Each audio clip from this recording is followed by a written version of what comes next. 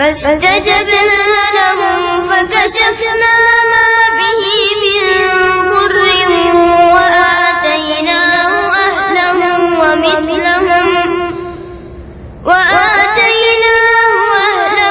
ومثلهم معهم رحمة من عندنا وذكرى للعابدين